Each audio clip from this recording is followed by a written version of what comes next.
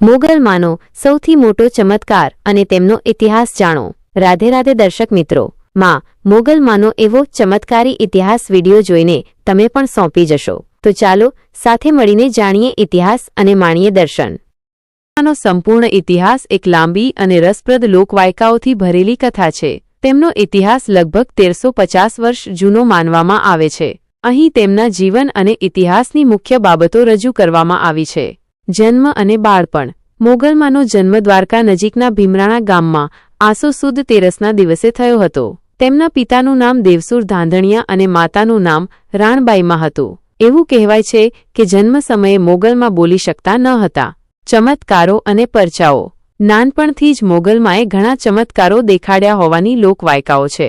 એક પ્રસંગ અનુસાર જ્યારે તેઓ 40 વર્ષના હતા અને બોલી શકતા ન હતા ત્યારે એક વાંજિયા સ્ત્રીએ અડદના દાણા નાખીને જંગલમાં આગ લગાડી દીધી। ત્યારે મોગલમાં બોલ્યા કે શેમાં આવે છે અને તેમની વાણી પાછી આવી। તેમણે ઘણા દુઃખી અને જરૂરિયાતમંદ લોકોની મદદ કરી અને તેમના દુઃખો દૂર કર્યા હોવાની વાતો પ્રચલિત છે।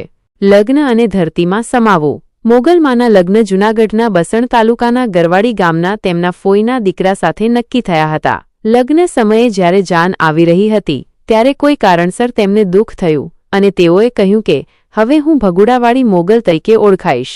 એમ કહીને તેઓ ધરતીમાં સમાઈ ગયા। ધરતીમાં સમાતી વખતે તેમણે કહ્યું હતું કે તેઓ હંમેશા ચારણો માટે આશીર્વાદરૂપ રહેશે અને 9 લાખ લોબળિયાળીને જન્મ માટે ચારણનો જ ખોળો જોઈએ।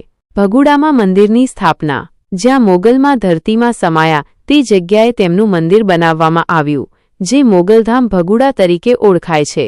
આ મંદિર આજે પણ ઘણા લોકો માટે આસ્થાનું કેન્દ્ર છે અને ત્યાં દૂર દૂરથી ભક્તો દર્શન કરવા આવે છે। અન્ય માન્યતાઓ અને સ્થાનો।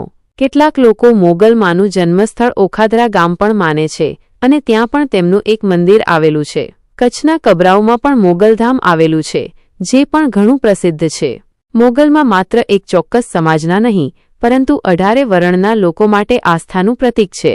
તેમની દયા અને ચમત્કારોની વાતો આજે પણ લોકોમાં જીવંત છે અને ભક્તો તેમને શ્રદ્ધાથી પૂજે છે। ભગુડાનું મંદિર તેમનું મુખ્ય સ્થાનક છે જ્યાં વર્ષભર ભક્તોનો ભારે ધસારો જોવા મળે છે।